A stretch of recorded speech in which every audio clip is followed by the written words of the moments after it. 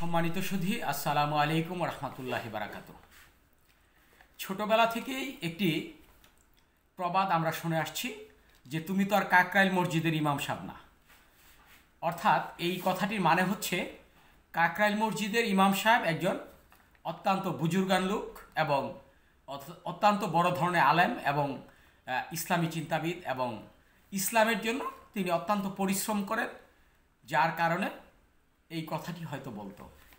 কিন্তু 2018 সাল থেকে আমরা এই কাকরাইল মসজিদের ইমাম সাহেবকেও আমরা ছেড়ে কথা বলছি না এবং তারাও বিভিন্ন কারণে এবং বিতর্কিত, আলোচিত, সমালোচিত এবং এদেশের বর্তমানে কোনো না কোনো কারণে তারাও এদেশের ইসলাম বিরোধী কিছু কার্যকলাপ তাদের মধ্যে লক্ষ্য করা যাচ্ছে। আসলে আমি ইসলাম বিরোধী কেন বললাম এই কথাটি ব্যাখ্যাটা আমি একটু পরে দিচ্ছি। আপনারা জানেন যে বর্তমানে দুইটি গ্রুপ রয়েছে, একটি সাত গ্রুপ ইন্ডিয়ান এবং অপরটি হলো জুবায়ের পন্থী। এই আমাদের যারা ওলামা পন্থী রয়েছে তাদেরকে বলা হয় আপনার জুবায়ের পন্থী। আর সেই সাত যেই পন্থীটা সেটা হলো ইন্ডিয়ান নাগরিক। এবং 2018 সালে এই দুইটি গ্রুপের সাথে একটি সাংঘর্ষিক সম্পর্কে আপনার বিচ্ছিন্ন হয়, যে সংঘর্ষ হয়। তার কারণ হচ্ছে এই সাতপন্থী যেই পন্থীটা, সেই পন্থীটা কখনো কখনো আপনার কিছু হাদিস কোরআনকে তারা বিতর্কিত করে তারা মানুষকে যে ভুল পথে নির্দেশনা দিয়েছিল, এই ভুল পথকে সঠিক পথে আনার জন্য যে জুবায়েরপন্থী যে ব্যাখ্যাটা দিয়েছিলেন, যার কারণে এই দুই গ্রুপের সাথে একটি সংঘর্ষ হয়। এই সংঘর্ষের কারণে 2019 সাল থেকে আমাদের বাংলাদেশে এই দুই ভাগে বিভক্ত হয়েছে বিশ্ব ইজতেমা। হয়তোবা 3 দিন সাতপন্থীকে দেওয়া হয় এবং অপর 3 দিন জুবায়েরপন্থীকে দেওয়া হয়। এই যে বিভেদ, এই যে বিভাজন ইসলামের, আসলে আমরা ধীরে ধীরে কোন পথে এগুচ্ছি? ইসলাম একমাত্র যে কোরআন সৃষ্টি করেছেন, অর্থাৎ এই যে ঐশী বাণী কোরআন শ্রেষ্ঠ গ্রন্থ আমাদের ইসলাম ধর্মের জন্য, শুধু ইসলাম ধর্মের জন্য নয়, সমস্ত পৃথিবীকে একটি কোরআন দ্বারা যে নির্দেশাবলী দেওয়া হয়েছে মানুষকে সঠিক পথে চলার, এই 30 পারা কোরআন থেকে আমাদেরকে সকল কিছু শিক্ষা নেওয়া প্রত্যেকটা মানুষের জন্য ফরজ এবং উচিত। আসলে আমার এই মুহূর্তে এই বিষয় নিয়ে আলোচনা করার কথা নয়, কারণ আমি কোনো এই সাত গ্রুপের নই, এবং কি জুবায়েরপন্থীও নই, এমনকি ইসলামিক কোনো চিন্তাবিদও নয়, সাধারণ একজন আলোচক। আমি আজকে এই আলোচনাটায় আসলাম এই জন্য যে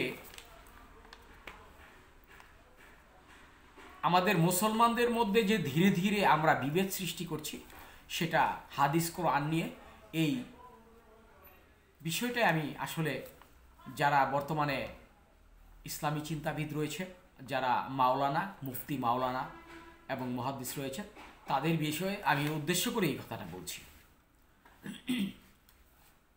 আসলে খুব ছোটবেলা থেকে দেখে আসছি, যখন আমি বড় হতে শিখেছি, বড় হলাম, বড় হওয়ার পরপরই যখন আমি দেখতে পারলাম যে আসলে এই বিশ্ব ইজতেমা সারা পৃথিবীর মানুষ যেমন পবিত্র হজ পালন করেন, পৃথিবীর অনেক দেশ থেকে এই বিশ্ব ইজতেমায় মানুষ আসতো তখনকার আমলে, বিভিন্ন ডিস্ট্রিক্ট থেকে আসতো। এই মুহূর্তে বাংলাদেশের যে অবস্থানটা, এই অবস্থা গতকাল আপনারা দেখেছেন যে সাতপন্থীরা জুবায়েরপন্থীদের উপরে অতর্কিত হামলা করেছে ভোর রাতে, অর্থাৎ ফজরের একটু আগে আগে। তো ইসলাম আসলে একটি শান্তির ধর্ম, ইসলাম মানেই শান্তি। এই শান্তির ধর্মটাকে যারা অশান্তির রূপ দিতে চায়, আমি মনে করি তারা ইসলামের পক্ষে নয়, তারা ইসলাম বিরোধী এবং আল্লাহর একমাত্র তারাই এই আপনার বিরোধিতা করে, যারা ইসলামকে সঠিক পথে না নিয়ে বিতর্কিত পথে তারা ঠেলে দেয়। আপনারা জানেন যে গতকাল এই এই জুবায়েরপন্থীর প্রায় 4 জন লোক মারা গেছে, প্রায় 100 খানেক মুসল্লি তারা আহত হয়েছে, বিভিন্ন মেডিকেলে রয়েছে।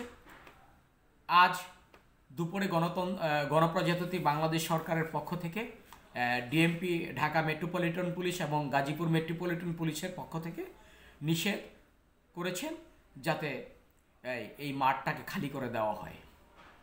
সেই থেকে এই দুপুর থেকেই মাঠ খালি হতে শুরু করেছে এবং ঢাকা উত্তর সিটি কর্পোরেশন, দক্ষিণ সিটি কর্পোরেশন এবং গাজীপুর সিটি কর্পোরেশনের থেকে এবং মেট্রোপলিটন থেকে যেই অনুমোদনগুলো আসছে সেগুলো হচ্ছে, অনুমতিগুলো যেগুলো আসছে সেগুলো হচ্ছে আপনার এই কোনো রকম তাবলিগ জামাতের লোক কোনো মসজিদে অবস্থান করতে পারবে না এই মুহূর্তে, পরবর্তী নির্দেশ না দেওয়া পর্যন্ত। আমরাও নিজেরাও মাইকিং করে ঘোষণা করে দিয়েছি যাতে কোনো প্রকার এই কোনো পন্থীর লোকেরাই যাতে মসজিদে অবস্থান না করে। আসলে আমরা এখন বর্তমানে বাংলাদেশের যে রাজনৈতিক পরিস্থিতিটা, এই পরিস্থিতির দিকে চিন্তা করলে আমরা মনে করেছিলাম যে আমাদের যারা ইসলামিক যারা ব্যক্তিবর্গ রয়েছেন, যারা মুফতি, মাওলানা, মুহাদ্দিস এবং বড় বড় আলেম ওলামা, তাদের মধ্যে যে একটা সহানুভূতি, আদর্শ এবং ভ্রাতৃত্ববোধ ছিল, কিন্তু ইদানিং রাজনীতিবিদদের চেয়েও তারা একেবারে জঘন্যতম হয়ে পড়ছে। তারা বিভিন্ন সময় বিভিন্ন মাধ্যমে তারা এই কোরআন হাদিসকে আসলে বিতর্কিত করে তুলছে। আপনারা দেখেন, এক সময় আমরা মিলাদ কায়েম করতাম, অর্থাৎ দাঁড়িয়ে মিলাদ পড়তাম। এই বর্তমান যুগে এসে তারা বলছে বেদাত। আমি জানি না এটা কতটুকু হাদিস কোরআনে রয়েছে এই বেদাত সম্পর্কে, এই মিলাদ সম্পর্কে। ইদানিং যে বিষয়টা, একে অপরের সাথে আমার মনে হচ্ছে যে তারাই হাদিস বানাচ্ছে, আবার তারাই হাদিস নিয়ে কাটাকাটি করছে। এই যে বিষয়টা, আসলে আমরা মনে করি যে এই বিষয়গুলো থেকে যদি এই ধরনের যারা বিভ্রান্তি ছড়াচ্ছে ইসলামের, এই লোকগুলোকে যদি চিহ্নিত না করা যায়, তাদেরকে যদি নিষেধ না করা হয়, তাহলে আমি মনে করব আগামী 10-15 বছরের ভিতরে আবার এই বিভিন্ন সময় তারা এই অপরাধের সাথে লিপ্ত হবে এবং কোরআন হাদিসকে বিকৃত করে তুলবে।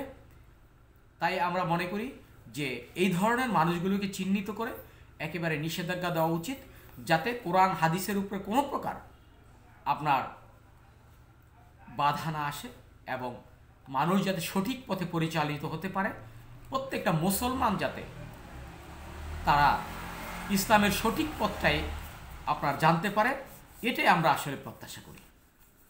আমরা মনে করি যে গতকাল রাতে যে অতর্কিত হামলা হয়েছে এই জুবায়ের গ্রুপে, জুবায়ের পন্থী যারা রয়েছেন তাদের উপর, এটাকে সঠিক বিচার না করলে আমার মনে হয় ভবিষ্যতে এই বিশ্ব ইজতেমাটা ধীরে ধীরে নিঃশেষ হয়ে যাবে এবং এটার যে বিতর্ক শুরু হয়েছে, আমার মনে হচ্ছে যে তারা হয়তো ভবিষ্যতে এর চাইতেও বড় ধরনের অঘটন ঘটাতে পারে।